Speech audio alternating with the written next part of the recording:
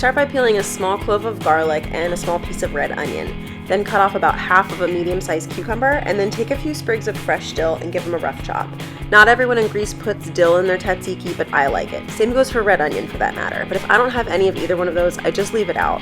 Use the fine holes on a box grater to finely grate the whole clove of garlic and then about a half a teaspoon or so of the onion. The onion's really powerful, so don't overdo it.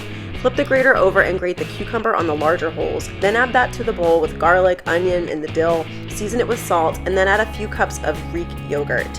Whole milk, full-fat yogurt is gonna taste the best, but hey, use whatever you like. Mix that all together and then add a squeeze of lemon juice. Taste it and adjust the seasoning so that it tastes the way that you like it.